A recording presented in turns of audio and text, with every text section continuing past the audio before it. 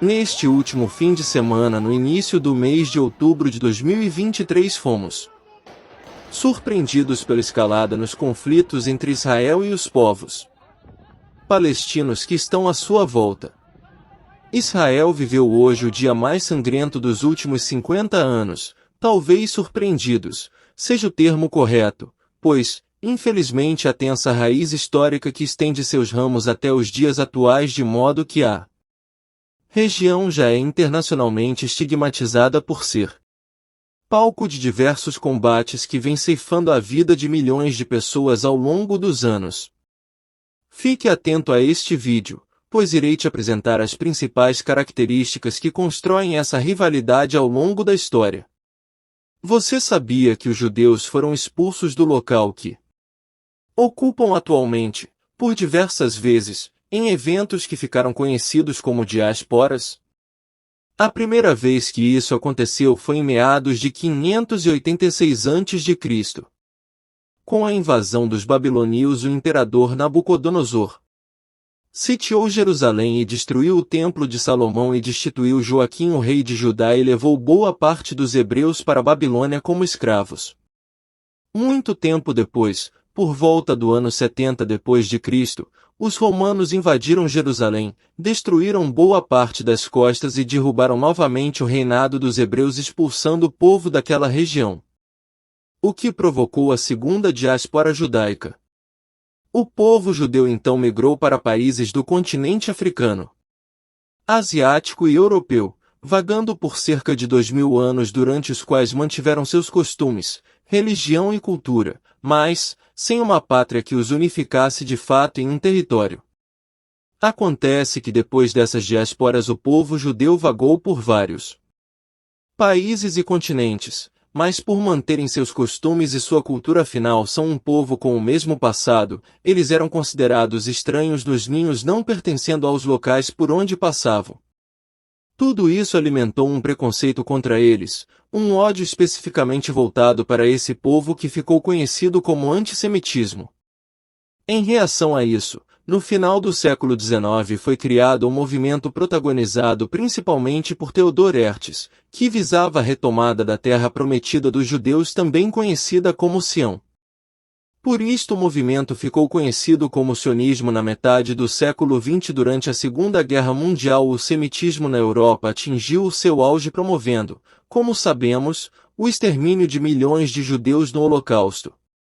Isso fez o movimento sionista ganhar força e a pressão internacional para a criação de um Estado judeu no território sagrado desse povo se intensificou. O problema é que a região não ficou simplesmente desabitada aguardando que o seu povo retornasse pelos 2 primeiros anos em que os judeus não estiveram por lá.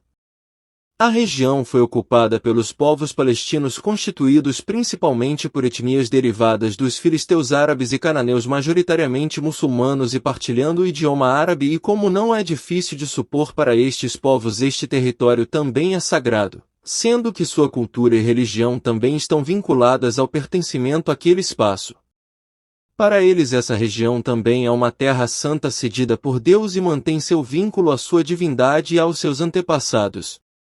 Bom, apesar disso, em 1947 a Assembleia Geral das Nações Unidas aprovou o plano de partilha da Palestina, que dividia a região em um estado judeu e outro árabe. Os judeus ficariam com 57% do território e os árabes, que eram em maioria na época, teriam 43%. A capital, Jerusalém, por ser sagrada para ambas. Assim, no ano seguinte, 1948, o Estado de Israel foi oficialmente criado e, como já era esperado, os conflitos se iniciaram. Por considerar a decisão injusta, os povos árabes fizeram uma investida e se instaurou o primeiro conflito, chamado de Primeira Guerra Árabe-Israelense. Contudo, como vimos, todo o cenário político, econômico e cultural do mundo estava abalado pelas guerras e inúmeros interesses que perpassavam essas esferas. Estavam em jogo o Estado de Israel, que teve apoio dos Estados Unidos, vitoriosos da Grande Guerra, que viriam a se tornar a maior potência econômica e política do mundo. Dessa forma, o Estado judeu conseguiu se sobressair no conflito, criando uma boa estrutura armamentista além de já nesse primeiro combate anexar mais territórios, o que comprimiu ainda mais a região do povo palestino. Com o passar dos anos, os palestinos viram-se enfraquecidos, sendo boa parte da sua população dispersa para territórios vizinhos como o Líbano, a Síria e o Egito. Ao mesmo tempo, Israel consolidava suas forças, emergindo como uma potência militar e política na região do Oriente Médio, especialmente após triunfos nas guerras do SUS 1956, dos 6 dias 1967 e do Yom Kippur 1973. Esse cenário propiciou o surgimento de grupos extremistas palestinos que não só buscavam a criação de um Estado palestino, mas também almejavam a total destruição de Israel e a expulsão dos judeus da região. Nesse contexto, a Organização para a Libertação Palestina foi estabelecida em 1964, liderada pelo grupo Al-Fatah, que já realizava atividades extremistas desde 1959 sob a liderança de Yasser Arafat. Posteriormente, em 1987, surgiu outro grupo extremista, o Hamas, que hoje protagoniza o atual conflito que foi desencadeado atualmente. O grupo possui três facetas: um partido político, um braço armado e uma organização filantrópica pró-Palestina. Embora seja classificado como organização terrorista por muitos países, incluindo Israel e Estados Unidos entre outros, suas reivindicações são legitimadas apesar de seus métodos serem questionáveis.